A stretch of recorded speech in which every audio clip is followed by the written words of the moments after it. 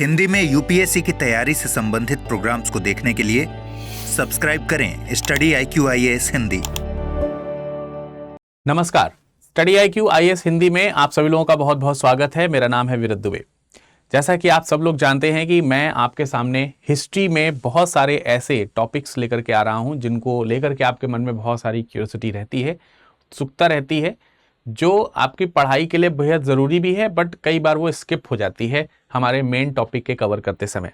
तो इस पूरी की पूरी सीरीज़ में हम इन्हीं चीज़ों को कवर कर रहे हैं। इंडस वैली सिविलाइजेशन के बारे में मैंने बहुत सारे जो फैक्ट्स हैं उनको आपके सामने ओपन करने का प्रयास किया है और सुलझाने का प्रयास किया है। इन्हीं में से एक अनसुलझा रहस्य सिंधु घाटी सभ्यता को लेकर के है, और हमेशा इसको लेकर के न सिर्फ आर्कियोलॉजिस्ट या फिर जो भी हिस्टोरियंस हैं उनके बीच में केवल एक क्यूरियोसिटी क्रिएट रहती है, बल्कि हम सब जो रीडर्स हैं, जो इतिहास को समझना चाहते हैं, और जो एक जन सामान्य व्यक्ति भी है, वो सिंधु घाटी सभ्यता के रहस्यों को समझने के लिए डिपेंड है वहां पे पाई जाने वाली जो स्क्रिप्ट है, जो लिपि है, उसको उसके डिकोडिंग पर, कि वो किसी तरह डिकोड हो, लोग एकमत हों और समझें कि ये सील या ये मोहर जो है इसमें ये बात लिखी है एग्जैक्टली अगर देखा जाए तो। सो हमारे पास में सिंधु घाटी सभ्यता की लिपि और भाषा को लेकर के अभी तक जो रहस्य है वो पूरी तरीके से अनसुलझा है। ये पर्टिकुलर टॉपिक जिसको हम डिस्कशन करने जा रहे हैं, ये आप सिंधु घाटी सभ्यता से संबंधित उसकी लिपि और भाषा से जोड़ करके देख सकते हैं, और सामान्य तौर से इसको प्रारंभिक परीक्षा और मुख्य परीक्षा दोनों में पूछा जा सकता है। तो आप जीएस पेपर 1 में या फिर हिस्ट्री ऑप्शनल में या फिर आप प्रीलिम्स के पॉइंट ऑफ व्यू से हर जगह से इसको शानदार तरीके से देखेंगे। और आज के इस टॉपिक में हम एनालिसिस करने का प्रयास करेंगे कि एक्चुअली सबसे पहले तो हम समझेंगे कि भाषा और लिपि में डिफरेंस क्या है और ये अभी तक अनसुलझा क्यों है। अगर ये सुलझ जाता है तो इसके क्या प्रभाव हो सकते हैं, इनसे किन चीजों का हमें लाभ मिल सकता है, इन सब चीजों के ऊपर हमारा डिस्कशन आज के इस टॉपिक में रहेगा। जरा एक बार देखिए, ये है इंडस वैली सिविलाइजेशन का वो क्षेत्र जहां पर इस सभ्यता के लोग निवास करते थे, और ये हैं कुछ उस प्रकार की सील या मोहरें जिन पर कुछ ना कुछ विशेष प्रकार की चीजें अंकित हैं। जैसे पहली दो जो मोहर आपको दिख रही हैं, या फिर 3 भी कह सकते हैं, ये सब एक ही मोहर के अलग अलग हिस्से हैं, जिसमें से एक हिस्से पर आप देखेंगे एक नाव बनी है, जिससे हमें प्रदर्शित हो रहा है कि भाई एक नाव है। शायद वो लोग नाव का प्रयोग करते रहे होंगे, लेकिन इसमें भी छोटे छोटे जीवों का प्रयोग किया गया है। छोटे छोटे जो जीव जंतु हैं उनको यहां पर प्रदर्शित किया गया, कुछ सिंबल्स टाइप की चीजें भी यहां पर रखी गई हैं। दूसरी वाली जो आपको फेस दिख रहा है, इसमें भी किसी जीव को, जैसे क्रोकोडाइल जैसा कुछ यहां पर बना हुआ है, ठीक है। और तीसरा वाला जो आप देख रहे हैं, इसमें किसी न किसी प्रकार की आपको स्क्रिप्ट लिखी हुई दिखाई दे रही है, बट इसी स्क्रिप्ट को आज तक डिकोड नहीं किया जा सका है। इसी तरीके से आप कुछ दूसरी स्क्रिप्ट्स भी हैं जो इंडस वैली सिविलाइजेशन की तमाम सारी मोहरों पर देखते हैं। ज्यादातर ये जो स्क्रिप्ट हैं ये मोहरों पर अंकित पाई गई हैं। सेशन के अंत में जब हम पहुंचेंगे तो इससे संबंधित प्रारंभिक परीक्षा और मुख्य परीक्षा का एक प्रश्न मैं आपसे पूछूंगा, और मैं उम्मीद करूंगा कि आप इस पूरे लेक्चर का सारांश इस टॉपिक के खत्म होने के बाद लिखें, और जो मुख्य परीक्षा है उसकी रूपरेखा कमेंट सेक्शन में कमेंट करके जरूर मुझे बताएं अगर आपको थोड़ा सा चीजें समझ में आई हैं तो।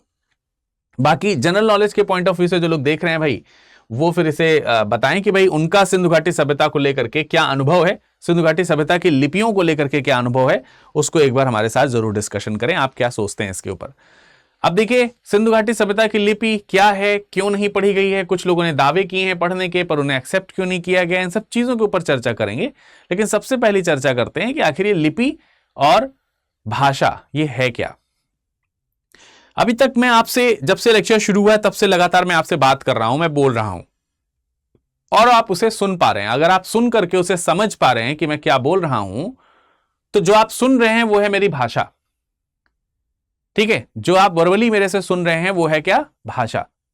अब इस भाषा को 2 तरीके से प्रदर्शित किया सकता है। एक तो बोल करके, जब मैं आपको बोल रहा हूं तो आप सुन रहे हैं उसे, और दूसरा इसी भाषा को लिख करके। तो जब हम लिखने की बात करेंगे, ड्रॉ करने की बात करेंगे, तो हम किसी न किसी प्रकार की लाइन या सिंबल्स, इन सब चीजों का प्रयोग करना शुरू करेंगे, और उसी को हम बोलते हैं लिपि, यानी कि स्क्रिप्ट।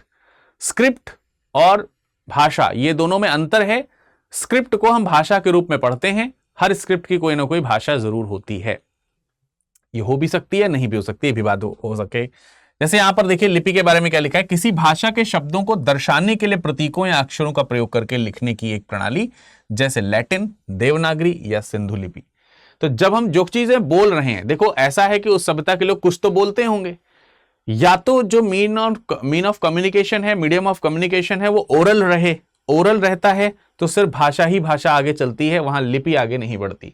जैसे आप सोच करके देखिए, कभी आदि मानवों ने भी तो आपस में बात की होगी, पशु पक्षी भी तो आपस में बात करते हैं, लेकिन पशु पक्षियों की अपनी भाषा होती है, स्क्रिप्ट नहीं होती है, वो लिखते नहीं है।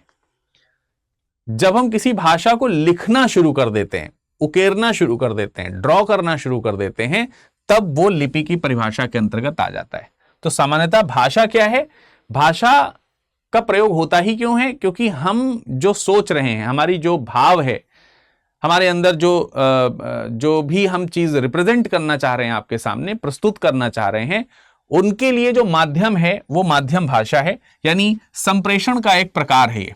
ठीक है, भाषा जो है वो क्या है? संप्रेषण का एक प्रकार है। इसके लिए हम ध्वनि का प्रयोग कर सकते हैं, शब्द का प्रयोग कर सकते हैं।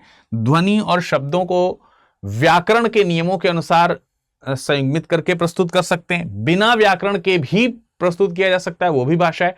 जैसे छोटा बच्चा जब जन्म लेता है तो उसे व्याकरण का ज्ञान नहीं होता, उसे आपकी जो एक सभ्य भाषा है उसका ज्ञान नहीं होता, बट वो फिर भी अपने चीजों को एक्सप्रेस करता है, तो उसकी जो भाषा है वो भी एक भाषा ही है, सिंबॉलिक हो चाहे जैसे भी। तो संचार प्रणाली में उसका उपयोग होता है। अब हम हिंदी भाषा कह सकते हैं, अंग्रेजी भाषा कह सकते हैं, तमिल भाषा कह सकते हैं, क्षेत्रीय भाषाएं होती हैं तमाम प्रकार की। ठीक है, गुजराती, मराठी, कन्नड़ और भी तमाम प्रकार की आप भाषाएं पढ़ते हैं, तो वो सब भाषाएं। आई होप कि आपको यहां पर अच्छी तरीके से डिफरेंस समझ में आ गया होगा बिटवीन स्क्रिप्ट एंड लैंग्वेज। आगे बढ़ने से पहले एक छोटी सी और बड़ी ही महत्वपूर्ण जानकारी मैं आपको देना चाहता हूं कि स्टडी आईक्यू इस समय मिशन सक्सेस सेल लेकर के आया है। मिशन सक्सेस सेल आपके लिए फ्रूटफुल हो सकता है यदि अगर आप 2026 की तैयारी कर रहे हैं, तो आपके लिए बहुत इंपॉर्टेंट बात है कि 2026 की तैयारी के लिए आखिरी बैच यहां पर बन रहा है। इसके बाद 2026 का बैच ओपन नहीं होगा, तो 2026 के लिए आखिरी बैच और आखिरी मौका है कि लास्ट बैच वो भी हाईएस्ट डिस्काउंट के साथ है। तो अगर आप केवल रिकॉर्डेड क्लासेस और नोट्स के साथ में जाना चाहते हैं तो केवल 7,499 में आपको कोर्स अवेलेबल हो जाएगा। नोट्स के साथ साथ अगर आप चाहते हैं कि आपको मेंटरशिप और अन्य सहायताएं जो है वो भी मिलें, तो आपको प्लेटिनम में जाना चाहिए, जो 13,999 में मिल जाएगा। और फुल सर्विसेज के साथ बैचेस अगर आप पाना चाहते हैं, जिसमें हर प्रकार की मेंटरशिप, प्रीलिम से पहले, मेंस से पहले हर प्रकार की आपकी सहायता, इनफैक्ट पूरी बुक की जो एक सिलेक्शन बॉक्स है, वो अगर सब चीजें आप पाना चाहते हैं, कंप्लीट स्टडी प्लान अगर आप चाहते हैं, तो 16,999 में मिल जाएगा। इसके लिए आपको विरद लाइव कोड का प्रयोग करना है। नीचे डिस्क्रिप्शन में लिंक दिया है, लिंक पर क्लिक कीजिए, बैच ओपन कीजिए, गोल्ड, प्लेटिनम या डायमंड सेलेक्ट कीजिए और विरद लाइव कोड मैक्सिमम डिस्काउंट के लिए जरूर यूज कीजिए। ये वो कोड है जिससे आपको मैक्सिमम डिस्काउंट मिलेगा। ध्यान रखें, ये इसकी जो इसको उपयोग करने की जो तिथि है वो 20 सितंबर है। 20 सितंबर के बाद नॉर्मल प्राइजेस हो जाएंगे, जो कि इन प्राइजेस से ऑब्वियसली बहुत ज्यादा हाई होंगे। जैसे एग्जांपल के तौर पर इसी का प्राइस जो है 10 से 12,000 रुपए हो जाएगा। ठीक है, तो आप इस चीज को ध्यान रख सकते हैं कि इसी के अनुसार सारा बढ़ेगा। चलिए शुरू करते हैं अपने इस टॉपिक को और समझने का प्रयास करते हैं कि क्या चीज है। जैसे आप यहां पर देख रहे हैं, बहुत सारी मोहरें हैं, सील हैं। देखो, हम लोग जैसे भाषा का प्रयोग कर रहे हैं, आपके सामने यहां पर एक स्लाइड ओपन होती है और स्लाइड में मैंने यहां पर बहुत सारी चीजें लिखी हुई हैं। अब ये पहले से लिखी हुई हैं और या फिर मैं अपने हाथ से भी चीजों को लिखता हूं। अपने स्लाइड में हम पूरी चीजें लिखते हैं, तो जब हम लिखते हैं तो उनमें कई सारे शब्द होते हैं, तो कई सारे अक्षर होते हैं, व्याकरण के कई सिद्धांत उसमें काम कर रहे होते हैं, ये सारी चीजें होती हैं। लेकिन अगर मैं केवल और केवल इसमें केवल किसी लिमिटेड वर्ड्स का यूज करूं, किसी लिमिटेड एरिया में किसी लिमिटेड वर्ड्स का यूज करूं, तो कितने वर्ड्स यहां पर एक साथ आ सकते हैं? बहुत ही कम। तो एक चीज जो यहां पर समझने वाली है, जो कि मुझे लेक्चर के अंत तक आपको बतानी चाहिए, लेकिन मैं समझता हूं कि अभी मुझे इसको आपको पहले से ही महसूस करा देना चाहिए, और वो क्या है कि आपने कभी महसूस किया है सिंधु घाटी सभ्यता का कोई एक पेज लिखा हुआ नहीं मिला हुआ है। जैसे आप लोग पूरी किताब भर देते हो, कॉपी भर देते हो, ठीक है, आपके पास में पूरी ड्राइव भरी हुई होती है, ऐसी कोई एविडेंसेस अभी तक इंडस वैली सिविलाइजेशन में फुल लेंथ टेक्स्ट के नहीं मिलते। बहुत बहुत बहुत लिमिटेड टेक्स्ट जो है हमको देखने को मिलते हैं। So overall on an average आप किसी भी स्क्रिप्ट में उठा के देखो, जैसे इस सील की बात करता हूं तो आप देखिए इसमें 1 2 3 4 5 काइंड ऑफ 5 जो अगर हम इसको मान भी लें कि ये अलग अलग लेटर्स हैं तो 5 ही लेटर या अक्षर मिल रहे हैं। 1 2 3 4 5 या 6 मान लीजिए या 5 मान लीजिए, ठीक है जी। 1 2 3 4 5 6 7 8, है ना। तो ऐसे करके हैं 1 2 3 4 5 6। तो ये जो सील हैं, ये जो मोहरे हैं, तो ज्यादातर तो मोहरे प्राप्त हुई हैं। मोहर जो हैं, मोहरे, उन पर अंकन है। जो स्क्रिप्ट है उसका अंकन जो है वो ज्यादातर तो हमको मोहरों पर दिखाई देता है। और हमें कोई ऐसा पेज या कोई ऐसी भित्ति चित्र देखने को नहीं मिलता, दीवार नहीं देखने को मिलती जिसपे बाकायदे सारी चीज लिखी गई हो। पूरा बड़ा एक टाइटल या स्क्रिप्ट, कुछ इस तरीके की चीजें देखने को नहीं मिलती। और यही सबसे बड़ी प्रॉब्लम है इसे सॉल्व करने में। ये समझिए कि अपने आप में एक प्रॉब्लम है। जब हमारे पास में बहुत सारी चीजें होती हैं तो हम उसे संयुग्मित कर सकते हैं। जब हमारे पास सेलेक्टिव है तो कई बार उसको संयुग्मित करना थोड़ा सा मुश्किल हो जाता है। तो यहां पर देखिए, सबसे पहले अगर हम लिपि की बात करें तो इंडस स्क्रिप्ट को खोजने का काम 1920 या 21 के आसपास अगर आप देखेंगे, सर जॉन मार्शल की टीम ने इसको किया है। तो हम 1920 का दशक कह रहे हैं यहां पर, 1920 का दशक। जैसे आप लोगों को मालूम है कि 1921, 1922 इन सब में हड़प्पा और मोहनजोदड़ो को जो है वो खोद करके निकाला गया था, प्रत्यक्ष सामने लाया गया। तो वो 1920 का दशक ही कहलाएगा, 1920s उसको बोलते हैं। तो उसी दशक में जॉन मार्शल की टीम जो है उन्होंने, आपने देखा कि इसको खोज किया है। अब अगर आप समझते हैं तो आपको पता होगा कि जो जॉन मार्शल हैं वो उस समय इंडियन आर्कियोलॉजिस्ट के तौर पर, अगर हम देखें, इंडियन आर्कियोलॉजिस्ट तो नहीं है लेकिन इंडिया में जो भी आर्कियोलॉजिकल सर्वे ऑफ इंडिया जो है उसके महानिदेशक हुआ करते थे, तो उनकी टीम ने इसको जो है ये खोजा था। तो सबसे पहली बात तो यहां पर ही है। और आपको मैंने बताया कि ज्यादातर ये जो लिपियां हैं ये मोहरों पर या फिर किसी पट्टी पर, जैसे ये सील है, ये मोहर है, और ये आप देख सकते हैं पट्टियां हैं। तो ज्यादातर पट्टियां जो है वो टेराकोटा की बनी हुआ करती थी। तो यहां पर टेराकोटा सील लिखा हुआ है या किसी धातु पर बनाई गई है। अब जो स्क्रिप्ट है, अगर आप इससे, इस पर्टिकुलर लाइन से चीजों को समझने का प्रयास करें तो पहली चीज तो हमको पता चलता है कि हमको यहां पर कोई फुल लेंथ टेक्स्ट नहीं देखने को मिल रहा है। यहां पर आपको जो चीजें देखने को मिल रही हैं वो या तो किसी न किसी मोहर पर बनी है या किसी पट्टिका पर बनी हुई है, पट्टिका पर बनी हुई है। और इसकी अगर हम नेचर देखें, प्रकृति देखें तो प्रकृति में हमको कैसा दिख रहा है कि भाई इसमें चित्र ज्यादा बने हुए हैं, चित्र बने हुए हैं या किसी न किसी प्रकार का कोई संकेत बना हुआ है, संकेत। तो हम ये कह सकते हैं कि ये जो स्क्रिप्ट है ये सांकेतिक है, सिंबलाइज की गई है, सांकेतिक है। और इसमें चित्रों का अंकन किया गया है। जैसे यहां पर देखिए एक कोई योगी जैसी आकृति वाला चित्र बना हुआ है। यहां पर कोई मनुष्य है जो दो बाघ एक इधर उधर बने हुए हैं, लेकिन इसके ऊपर किसी प्रकार का स्क्रिप्ट लिखा हुआ है। ये जो पूरी की पूरी स्क्रिप्ट है, उस स्क्रिप्ट में आगे जो है एक गैंडा बना हुआ है।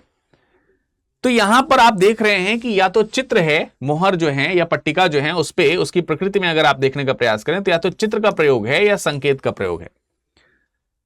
और इसे उकेरा गया है, इसे कुरेदा गया है, इसमें गड्ढे बनाए गए हैं। इसको जब हम छापते हैं तो कहीं पर इसको छापा जा सकता है, इसको पलट करके। तो अगर आपको यहां पर यह बात समझ में आई तो आपको समझ में आ गया होगा कि भाई इसकी अगर हम प्रकृति को देखने का प्रयास करें, ये जो लिपि है, इस लिपि की जो प्रकृति है इसको हम समझने का प्रयास करें तो ये लोगो सिंबॉलिक लिपि हो गई। कैसी हो गई? लोगो सिंबॉलिक, लोगो सिंबॉलिक लिपि। आप इसे भाव चित्रात्मक भी कह सकते हैं, भाव चित्रात्मक लिपि भी कह सकते हैं। भाव चित्रात्मक का मतलब यह हुआ कि किसी न किसी प्रकार के भावों को चित्र के माध्यम से प्रकट किया गया है।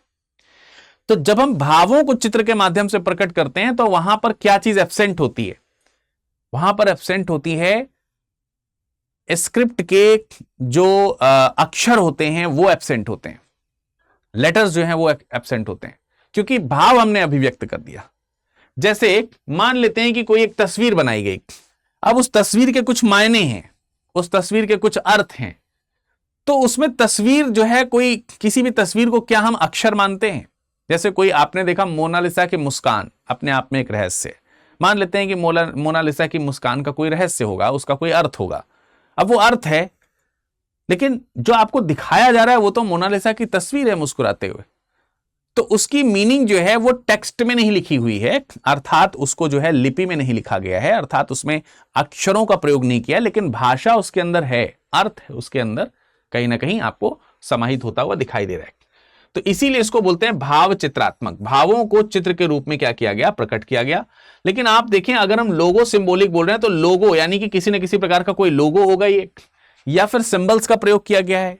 तो इस तरीके की चीजें हमको यहां पर देखने को मिलती हैं, इसमें कोई दो राय नहीं है। हां, थोड़ी बहुत जिस पर सहजता या समानता कई सारे आर्कियोलॉजिस्ट्स और हिस्टोरियन को समझ में आती है इनकी लिपि को लेकर के, तो वो ये वो समझ में आती है कि जनरली सामान्यतः इनकी जो लेखन शैली है वो दाएं से बाएं है, दाएं से बाएं ओर, वो दाएं से किस तरफ लिख रहे हैं? बाईं ओर लिख रहे हैं। दाएं से बाएं का मतलब हो गया राइट टू लेफ्ट। जैसे हम बोर्ड में जब हम जनरली हम लिखते हैं, जैसे ये पेज है, तो इस पेज में हम यहां इस तरफ से सामान्यतः, हिंदी की अगर हम बात करें, देवनागरी की बात करें, इंग्लिश की बात करें, तो आप यहां से लिखना शुरू करते हैं इस ओर यहां तक, तो this is left to right. आप इधर लेफ्ट हैंड और इधर राइट हैंड है, लेकिन इसमें यह कहा गया है कि ये लोग सामान्यतः राइट टू लेफ्ट लिखते हैं। तो काफी सारे इतिहासकारों को देखा जाए तो इस पे वो एकमत होते हैं कि इनकी लेखन की शैली जो है वो राइट टू लेफ्ट है, वो राइट टू क्या है? लेफ्ट है। इस पर एकमतता एक तो देखने को मिलती है।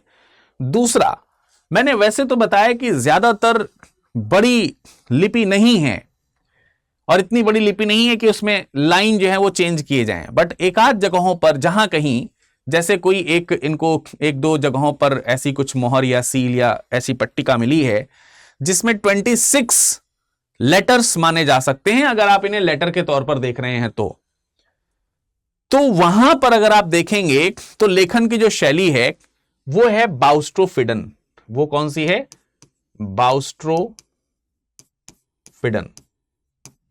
और बाउस्ट्रोफिडन होने का मतलब यह हुआ कि आपने लेफ्ट टू राइट तो लिखा, लेकिन जब अगली लाइन में आप चेंज कर रहे हो, जब पंक्तियों का अंतराल बदल रहा है, तो आप अगेन लेफ्ट टू राइट ना जाकर के राइट टू लेफ्ट हो जा रहे हैं। यानी कि यह शैली इस क्रम को फॉलो करती है, ऐसे राइट टू लेफ्ट, फिर लेफ्ट टू राइट, फिर राइट टू लेफ्ट। इस चीज को स्टाइल में जब लिखा जाता है, इस स्टाइल में, तो इसको बोलते हैं बाउस्ट्रोफिडन स्क्रिप्ट स्टाइल। तो ये भावचित्रात्मक है जनरली, और कई जगहों पर जहां पर इसको देखा जाता है कि एक से ज्यादा पंक्तियों का इस्तेमाल किया गया, तो वहां पर बाउस्ट्रोफिडन स्टाइल का प्रयोग किया गया।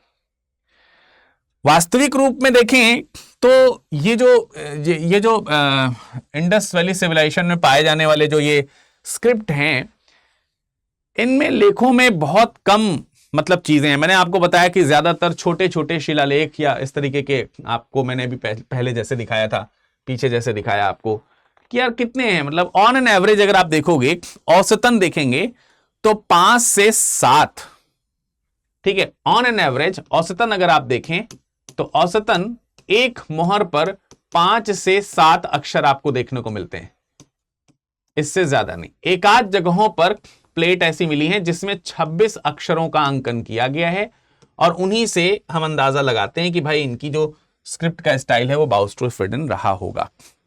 तो बहुत ज्यादा प्रतीक हम कह लें, या फिर आप उनको सिंबल कह लें, या फिर आप उनको अक्षर कह लें, जो कहना कह लें, लेकिन बहुत संक्षिप्त हैं, बहुत ज्यादा नहीं है ना। और उसमें भी आप देखेंगे चित्रलेख और अक्षरों का जो संयोजन है वो एकदम आपस में मिला हुआ है। अब इसमें एक इंपॉर्टेंट चीज का डिस्कशन मैं आपसे करना चाहूंगा, इसी पिछली स्लाइड में मैं आपके पास आता हूं, कि जब प्रकृति में देख रहे हैं कि हमको यह पता चल रहा है कि भावचित्रात्मक लिपि है, जैसे यहां पर आपको सारी चीजें दिख रही हैं, तो इस भावचित्रात्मक लिपि में जब हमने इसको कहा कि ये लोगो सिंबॉलिक है, तो इसमें क्या होता है, मैंने आपको बताया कि भाषा जो है उसका प्रयोग तो है, लेकिन उस भाषा को के प्रस्तुतिकरण के लिए लिपि का प्रयोग नहीं है और हम लोग लिपि को ढूंढ रहे हैं। कल को यह भी हो सकता है कि इंडस वैली सिविलाइजेशन में स्क्रिप्ट रही ही ना हो। भाई ये एंशियंट काइंड ऑफ आप देख सकते हैं कि सभ्यता है, और जैसे जैसे हम प्राचीन सभ्यता में बढ़ते जाते हैं, अगर आपसे पूछे कि भाई बताइए जो आदि मानव है उनकी कोई स्क्रिप्ट थी क्या, तो आप कहेंगे नहीं थी। आदि मानवों की भाषा तो रही होगी ना, ऐसा तो है नहीं कि उनकी भाषा नहीं रही होगी। ठीक है, उस भाषा को अंकन नहीं किया होगा उन्होंने, लेकिन बोला तो होगा, आपस में किसी न किसी प्रकार से बात तो करते होंगे वो। तो जब वो बात कर रहे हैं तो भाषा है, लेकिन उस भाषा में लिपि का अभाव है। हो सकता है कि धीरे धीरे चीजें डेवलप हुई हों। ठीक है, डेवलप्ड सिविलाइजेशन में अगर हम इंडस वैली सिविलाइजेशन को मानते हैं तो उनको इतना उपयोग नहीं हुआ होगा कि वो भाषा का इस्तेमाल जो है वो लिपि के तौर पर करें, सिंबल के तौर पर कर ले रहे हैं। तो शुरुआत में व्यक्ति सिंबल से ही काम चलाता है।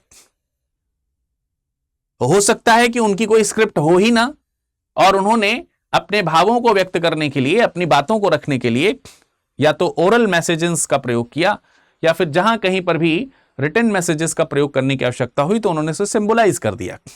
और यही प्रक्रिया कहलाती है रिबस थ्योरी। इसको बोलते हैं रिबस थ्योरी। अब ये रिबस थ्योरी क्या है, मैं आपको शॉर्ट में थोड़ा सा यहां पर समझाने का प्रयास करता हूं। समझिए, रिबस थ्योरी भी एक इंपॉर्टेंट चीज है और जिसका अक्सर यूज होता है, ऐसा नहीं कि यूज नहीं होता है। रिबस थ्योरी ये क्या है? रिबस सिद्धांत। रिबस सिद्धांत, रिबस सिद्धांत या रिबस थ्योरी क्या है?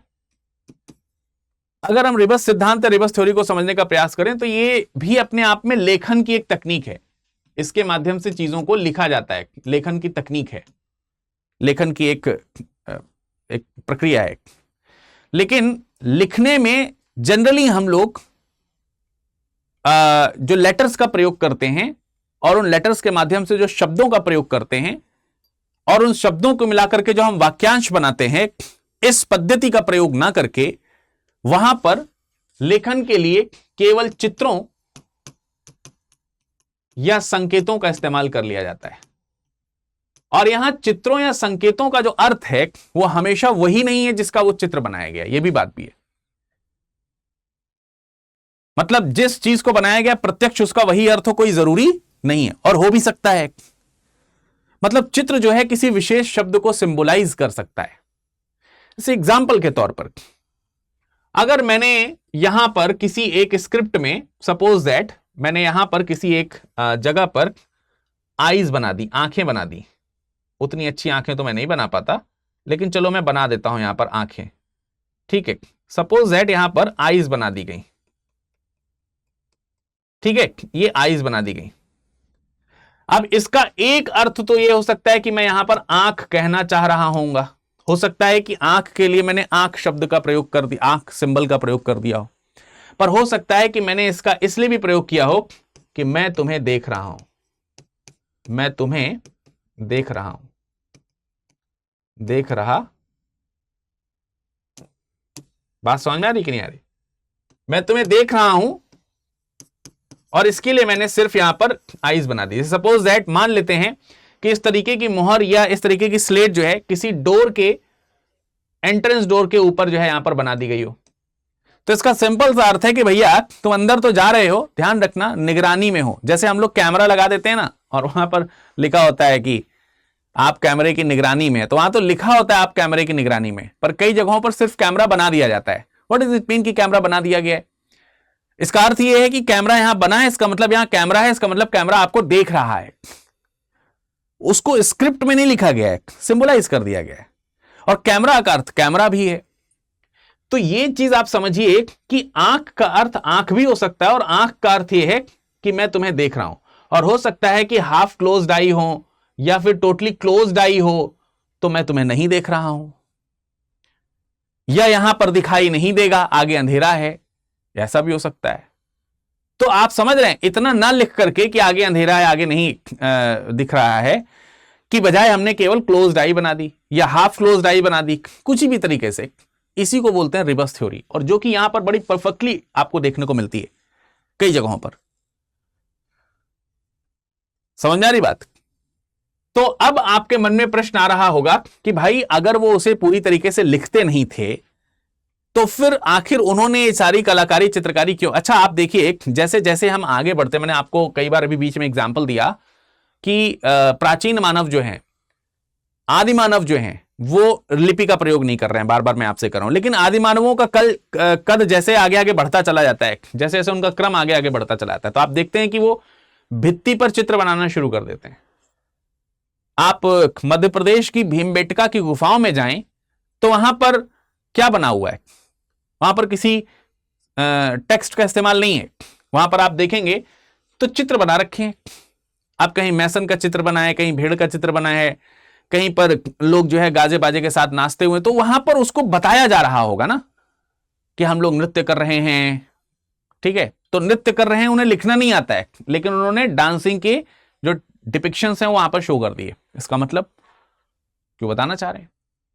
तो ऐसी चीज शायद इंडस वैली सिविलाइजेशन में भी रही होगी, व्यापक स्तर पर वो लिखने का प्रयोग ना करते रहे हों, मे बी, और मैं भी करते रहे हों, जिसमें अभी हमें हो सकता है अभी और खोज की आवश्यकता हो सकता है कि हमने बहुत सूक्ष्म चीजें ही खोजी हो सकता है कि कभी हमारे पास में एक पूरा फुल स्लेट हमको देखने को मिले कि भाई इसमें सब कुछ लिखा है, लेकिन अभी तक जो चीजें मिली हैं उससे अंदाजा लगाया जाता है कि आखिर क्यों जो भाषा है, जो लिपि है, इसके किस प्रकार के कार्य रहे होंगे।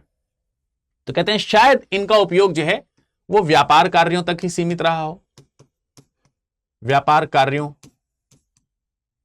के लिए।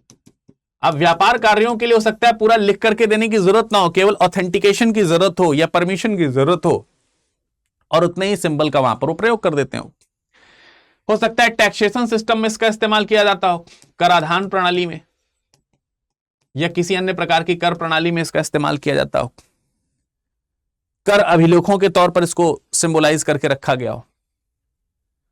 लेकिन इसकी एग्जैक्टली नहीं मालूम है कि ये क्या हो, लेकिन हो सकता है वाली चीजें आती। क्यों? क्योंकि बहुत सारी सील ऐसी हैं, बहुत सारी मोहरें ऐसी हैं जिसमें आप देखोगे गुणा भाग जोड़ घटाव के निशान आपको देखने को मिलेंगे। ये देखिए, अब इसका क्या अर्थ निकाला जाए? आप देखिए यहां पर ये आप कई जगहों पर आप देख सकते हैं कि अलग अलग तरीके के सिंबल्स का प्रयोग किया गया, कई जगहों पर स्वास्तिक के निशान का प्रयोग किया गया है। तो एग्जैक्टली ये क्या शो करना चाह रहे हैं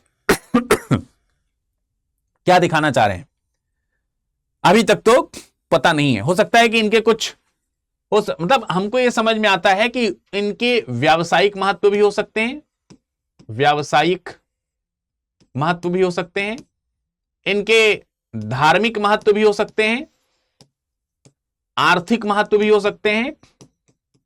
इन तरीके की चीजों को लेकर के अगर आप देखें तो हमको यहां पर देखने को मिलता है। शैक्षिक महत्व भी हो सकते हैं, हो सकता है कि शिक्षा का उद्भव हुआ ही हो। यह भी हो सकता है कि जिस समय ये सिविलाइजेशन डिक्लाइन हो गई उस समय उन लोगों ने लिपियां बनानी शुरू की हों और उनका व्याकरणीकरण भी हो सकता है ना किया गया हो, चीजें चल ही रही हो और परंपरा नष्ट हो गई हो, तो ऐसा भी हो सकता है। लेकिन इन सब से परे जब हम आगे बढ़ेंगे तो एक चीज ये भी है कि जो इनका भाषा है, उस भाषा के जो डिफरेंट अभी तक जो खोज हुई हैं, लोगों ने किस किस प्रकार के सिद्धांतों के आधार पर इसका एनालिसिस किया है। यहां सिद्धांत का मतलब यह है कि इन लिपियों को में अगर किसी प्रकार की कोई भाषा छुपी है तो वो भाषा किसको डोनेट या रिप्रेजेंट करने का प्रयास करती है, किस वर्तमान भाषा की ये पूर्वकृति रही होगी, उसको समझने का प्रयास किया जाता है। तो यहां पर एक परिकल्पना आती है जिसको बोलते हैं द्रविड़ परिकल्पना। एक थ्योरी है, एक विचार है जिसको हम लोग क्या बोलते हैं, द्रविड़ परिकल्पना। तो एक आर्कियोलॉजिस्ट हैं आस्को पारपोला, अभी रिसेंटली एक खबर आई थी कि ये जब मैं आपके सामने यहां पर इस लेक्चर को डिस्कशन कर रहा हूं तो ये सितंबर का महीना है 2025 में, और अभी रिसेंटली जो है शायद 11 से 13 सितंबर के आसपास की घटना है, दिल्ली में कॉन्फ्रेंस होनी थी जिसमें तमाम प्रकार के आर्कियोलॉजिस्ट आने थे, जिन पर इस प्रकार का डिस्कशन होना था कि इंडस वैली सिविलाइजेशन की जो स्क्रिप्ट है उसके डिपिक्शन में हम लोगों ने कहां तक अपने आप को आगे बढ़ाया है। करीब आज से 6 महीने पहले अगर आप देखें तो दक्षिण भारत में जो तमिलनाडु है वहां पे जो मुख्यमंत्री हैं एम के स्टालिन, उन्होंने घोषणा की थी कि अगर कोई सिंधु घाटी सभ्यता की जो स्क्रिप्ट है उसको डिपिक्ट करता है, कंप्लीटली डिपिक्ट कर लेता है, तो मैं उसको 1 करोड़ रुपए की पुरस्कार राशि भी दूंगा। तो यहां पर अगर आप देखा जाए तो डिपिक्शन को लेकर के फाइनलाइज करने वाले दौर में हम लोग हैं, और इससे पहले कि इसको फाइनलाइज किया जाए बहुत सारी थ्योरीज हमको देखने को मिलती हैं। कोई अलग सिद्धांत देता है, कोई अलग सिद्धांत देता है। तो इसमें अस्को पारमोला है जो कि भारतीय शोधकर्ता हैं, उन्होंने अपने कुछ सिद्धांत यहां पर रखे हैं। उन्होंने कहा है कि ये जो लिपि है, इस लिपि की जो जड़ें हैं, इस लिपि की जो जड़ें हैं वो जड़ें द्रविड़ीय सभ्यता को बिलोंग करती हैं, द्रविड़ सभ्यता को बिलोंग करती हैं। और इसी को लेकर के आप देखेंगे कि एम.के. स्टालिन ने बताया था कि अगर कोई साबित कर देगा कि इसकी जड़ें द्रविड़ सभ्यता से बिलोंग करती हैं तो हम उसको 1 करोड़ रुपए देंगे। अब इसको लेकर के पारमोला ने कुछ एग्जाम्पल्स दिए हैं, जैसे वो कहती हैं कि सिंधु घाटी सभ्यता में कई सारी स्क्रिप्ट अगर आप देखेंगे तो उसमें मछली का प्रयोग किया गया है। बहुत सारी जो स्क्रिप्ट हैं उसमें आप देखेंगे मछली का जो है वो प्रयोग किया गया है। बहुत सारी जगहों पर मछली का प्रयोग किया है, जैसे आप यहां पर भी देख सकते हैं, ये देखिए, ये मछली का प्रयोग किया गया है। बहुत जगहों पर यहां पर मछलियों का प्रयोग जो है किया गया है। तो उनका कहना है कि अगर आप द्रविड़ीय सभ्यता में तमिल स्क्रिप्ट को देखेंगे तो उसमें भी कई जगहों पर मछली के प्रयोग सिंबल के तौर पर इस्तेमाल किए जाते हैं। ठीक है, मछली का सिंबल के तौर पर इस्तेमाल जो है वो यहां पर किया जाता है। तो पारमोला का कहना यह है कि मछली का अर्थ सिर्फ मछली नहीं हो सकता है, मछली का अर्थ मछली भी हो सकता है। और मछली के, जैसे मैंने आपको अभी थोड़ी देर पहले यहां पर बताया था आपको कि भाई एक थ्योरी है जिसको आप कह सकते हैं कि रिवर्स थ्योरी। तो रिवर्स थ्योरी को अगर हम यहां पर फिट बैठाएं तो यहां पर फिट बैठते हुए समझ में आता है कि मछली को मछली के अर्थ में भी कहा जा सकता है। इसके अलावा मछली जो है वो नक्षत्र का प्रतीक भी है। द्रविड़ सभ्यता में मछली को नक्षत्र का प्रतीक माना जा सकता है कि मछली का प्रतीक जो है वो मीन है या मीन का प्रतिनिधित्व कर सकता है, जिसका द्रविड़ भाषा में मछली और तारा दोनों अर्थ होता है। और इस तरीके से अगर आप देखें तो मछली के साथ में किसी न किसी प्रकार के अनुक्रम जोड़े जाते हैं, जैसे मछली से पहले 2 लाइन या मछली के बाद 3 लाइन या 4 लाइन ऐसे करके। तो उन्होंने इसको बोला है कि भाई मछली एक तारा हो गया, एक नक्षत्र हो गया, उसके साथ इतने और लाइन हो गई तो इतने और नक्षत्र हो गए। तो ऐसे करके नक्षत्रों की संख्या को बताने का प्रयोग किया जा सकता है। इसी तरीके से एक कल्चर और है जिसको हम लोग कह सकते हैं कि भाई ये संस्कृति जो है, इसकी जो लिपि है वो संस्कृत से बिलोंग करती है।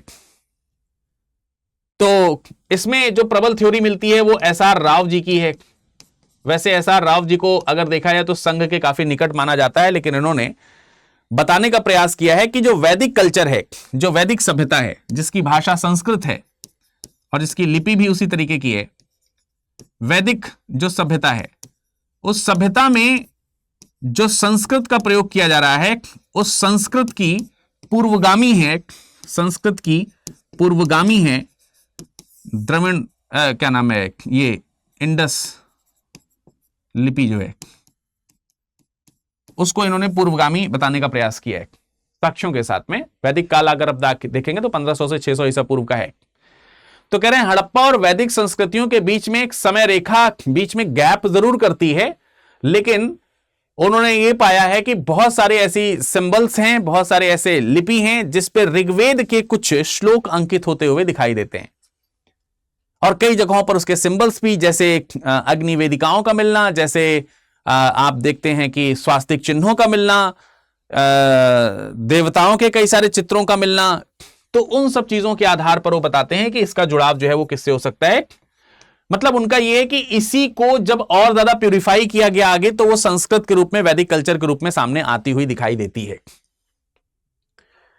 तो इंडस लिपि जो है वो संस्कृत की पूर्वगामी के तौर पर देखी जा रही है। इसके अलावा कई जगहों पर गैर भाषाई प्रतीक के तौर पर इसको एक्सेप्ट किया गया है। कुछ थ्योरीज ये कहती हैं कि इसमें गैर भाषाई प्रतीक है, और इसके लिए फॉरेन जो रिसर्चर्स हैं उनकी थ्योरीज काम आती है, जैसे स्टीव फार्मर हैं, वो कहते हैं कि प्रतीक कोई भाषा नहीं होती। कई बार प्रतीक, जैसे अगर मैं आपसे कहूं कि भारत में देखें तो भारत में जो आप राष्ट्रीय चिन्ह देखते हैं, अशोक की लाट जो आप चिन्ह में देखते हैं, उसमें नीचे का जो सत्यमेव जयते है अगर आप उसे छोड़ दें तो बाकी का बाकी जो भी पूरा का पूरा हिस्सा आपको दिख रहा है उसमें सिंह दिख रहा है, बैल दिख रहा है। तो मतलब आपको वहां पर जीव दिख रहे हैं, तो किसी न किसी प्रकार के राजनीतिक या धार्मिक चिन्ह प्रणाली को रिप्रेजेंट करते हैं। तो कहने का अर्थ यह है कि कई बार ये किसी न किसी प्रकार के राजनीतिक या धार्मिक चिन्ह प्रणाली को प्रदर्शित करता है, चिन्ह प्रणाली को प्रदर्शित करता है, ना कि किसी लिपि या किसी भाषा को। तो इसके आधार पर उनका एजम्पशन यह होगा कि शायद वो लोग लिपि का प्रयोग करते ही नहीं रहे हों, मे बी कि वो लोग लिपि का प्रयोग ही ना करते रहे हों और हम यहां लिपि खोज रहे हैं। ठीक है, तो यहां पर यह भी एक बात हमको देखने को मिलती है। लेकिन इस लिपि को समझने में किस प्रकार के चैलेंजेस हैं, अगर हम इनके चैलेंजेस की बात करें, इनकी चुनौतियों को समझने का प्रयास करें, तो चुनौतियों में सबसे पहली जो चुनौती है उसमें है कि यहां द्विभाषी ग्रंथों का अभाव है। द्विभाषी जो ग्रंथ हैं उनका अभाव आपको देखने को मिलता है। द्विभाषी ग्रंथों का किस प्रकार से अभाव देखने को मिलता है? देखिए, मान लेते हैं कि कोई एक टेक्स्ट ये है, कोई एक टेक्स्ट बुक ये है और एक टेक्स्ट बुक जो है आपकी ये है, ये पार्ट 2, ये पार्ट। अब इसमें अलग लिपि का प्रयोग हुआ है, इसमें अलग लिपि का प्रयोग हुआ है, लेकिन अगर इन दोनों में कुछ कॉमन लिपि का प्रयोग हुआ कहीं पर, कई जगहों पर, अगर यहां पर मान लेते हैं किसी दूसरी सभ्यता की है और ये किसी दूसरी सभ्यता की है, हम ये कह सकते हैं कि भाई इंडस वैली सिविलाइजेशन जब है तो फिर मेसोपोटामिया सभ्यता भी है, मेसोपोटामिया सभ्यता भी है। अब यहां पर जो लिखी गई चीजें हैं, यहां पर जो लिखी गई चीजें, अगर ये इंटर कनेक्शन यहां पर देखने को मिलता है तो उससे हम चीजों को डिकोड कर सकते हैं कि भाई देखो, इन सिंबल्स का प्रयोग इस सभ्यता में इसलिए किया जाता था, ये डिकोडेड हो चुकी है। तो ये तो जब डिकोडेड हो चुकी तो इसके सारी चीजें हमें मालूम है। ये डिकोड नहीं हुई है और इसकी कुछ चीजें इसमें मौजूद हैं, तो हम इसकी खोज यहां पर करने का प्रयास करते हैं कि यही चीज जब यहां लिखी जाती है तो क्या अर्थ देती है, और उसी चीज को जब हम यहां पर ट्रांसफॉर्म करते हैं तो वो किस रूप में आती है। तो ये हम देखने का प्रयास करें अगर, तो हमें यह पता चलता है कि भाई इस तरीके के इंटरकनेक्शंस हैं ही नहीं। क्यों नहीं है उसका भी रीजन है। फिर अगेन कि जो थोड़े बहुत कनेक्शंस हमको देखने को मिलती हैं वो इतने लिमिटेड हैं क्योंकि इस सिविलाइजेशन में खुद ही किसी पट्टिका पर लिमिटेड सोर्स, जो लिमिटेड जो सिंबल्स हैं उसका प्रयोग किया गया। किसी एक पट्टिका पर 4 से 5 से ज्यादा सिंबल्स ही नहीं, तो एक भरी पूरी स्क्रिप्ट वहां पर नहीं देखने को मिलती। तो प्राचीन लिपियों का जो चीजें जो हुआ करती थी उसमें इसी चीज को वहां पर किस भाषा में कैसे कहा जाता है। जैसे हम कहते हैं कि गाय, तो गाय को हिंदी में गाय कह रहे हैं और इंग्लिश में काऊ कह रहे हैं, तो ये दो भाषा हो गई ना। समझ में आ गया कि भाई इसी को वहां पर काऊ कहा जा रहा है, इसी को यहां पर। तो यहां पर वैसी चीजें नहीं देखने को मिलती, वहां पर दिक्कत है। सिंधु लिपि में तुलनात्मक जो अभिलेख हैं वो तुलनात्मक अभिलेख बहुत कम हैं। तुलनात्मक अभिलेखों का जब अभाव होता है तो ऑब्वियसली वहां पर ग्रंथ आपके मैच ही नहीं करते। अगर तुलनात्मक ग्रंथों की संख्या ज्यादा होती तो हम उनके ध्वनि या उनकी भाषा को इंटरकनेक्ट करने का प्रयास करते और वो शायद कहीं ना कहीं जाकर के जुड़ती। जैसे कहते हैं कि नील नदी का जो डेल्टा है, उस नील नदी के डेल्टा के पास में कुछ ग्रीक डेमोटिक और लिपि चित्र हमको देखने को मिलते हैं, और इसकी वजह से मिस्र की जो चित्रावली पद्धति है उसको डिकोड कर लिया जाता है। वैसी चीज यहां नहीं देखने को मिलती, वैसी चीज यहां नहीं समझ में आती। उसका एक सबसे बड़ा रीजन यही है कि लघु और खंडित पाठ है। यहां पर आप देखिए कितने सारे चीजें लिखी हैं लेकिन सब छोटी छोटी लिखी है।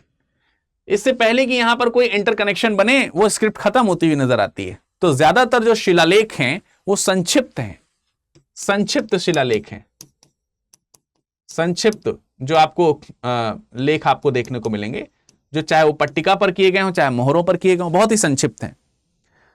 औसतन मैंने आपको क्या बताया, औसतन 5 से 6 शब्द जो हैं आपको, शब्द नहीं प्रतीक जो हैं आपको देखने को मिलते हैं। अब वो प्रतीक हैं कि क्या हैं ये भी अभी तक नहीं पता है। अज्ञात भाषा, हमें उनकी भाषा भी नहीं मालूम है क्योंकि हमने उनकी आवाज तो सुनी नहीं है, उनकी कोई पीढ़ी अभी तक आगे तो आई नहीं है। लंबे लंबे जब हम स्टेटमेंट्स लिखते हैं, जब हम वाक्यांश लिखते हैं, लंबा वाक्य विन्यास रहता है तो उसके अंदर व्याकरण आता है और व्याकरण काफी सहायता करता है उसे चीजों को डिकोड करने में। तो लघु पाठ में हम उन चीजों को नहीं पा पाते। अज्ञात भाषा का मतलब यहां पर हो गया कि भाषा नहीं है, किसी भाषा का प्रतिनिधित्व वहां पर हो रहा है कि नहीं हो रहा तो पता नहीं चलता। क्योंकि उसका कोई वंशज अभी बचा नहीं है जो उस भाषा को लेकर के आगे तक आया हो। लेकिन फिर भी कई सारे लोग द्रविड़, इंडो आर्यन और इस तरह की जो लुप्त आर्य भाषाएं हैं, उन आर्य भाषाओं से इसको जोड़ने का प्रयास करते हैं, पर कई बार वो सफल होता है, कई बार सफल नहीं होता है।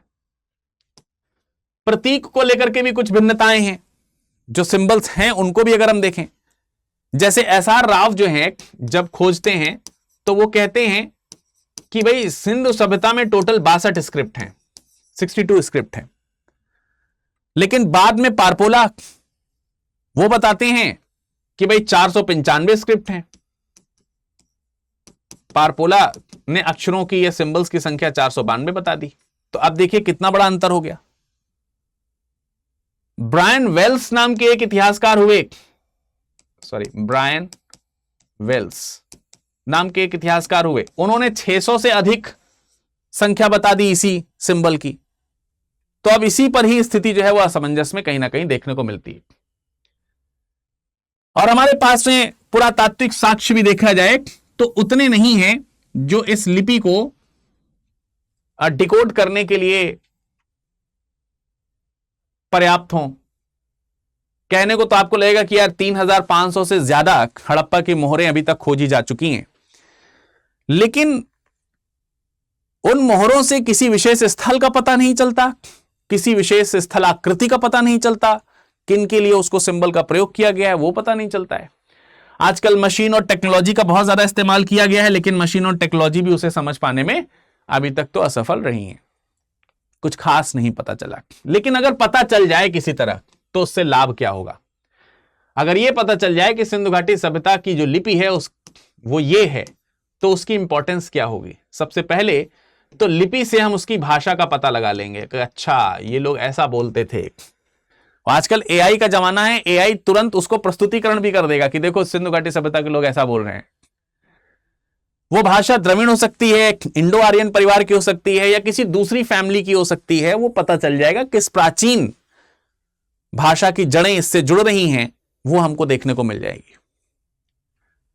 और जो हड़प्पान कल्चर है, हड़प्पा संस्कृति जो है, जिसका अभी हम केवल अंदाजा लगाते हैं कि वो ये करते होंगे, वो ऐसा करते होंगे, वो वैसा करते होंगे, उनके जो गूढ़ रहस्य हैं, जैसे अभी नहीं मालूम है कि कांसे की जो नर्तकी की मूर्ति है वो नर्तकी की मूर्ति है या कुछ और है।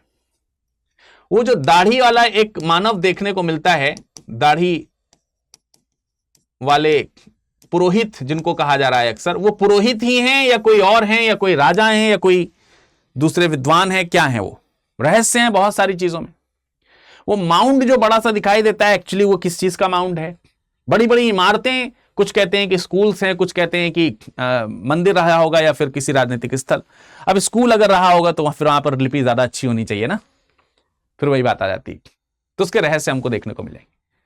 और एक जो डिसकंटिन्यूटी मिलती है between at least Indus valley civilization and Vedic civilization, Sindhu घाटी सभ्यता और वैदिक सभ्यता के बीच में जो गैप है, ये गैप वो फिल हो जाएगा। हमें समझ में आएगा कि आखिर ऐसा क्यों हुआ, ये गैप क्यों देखने को मिलता है।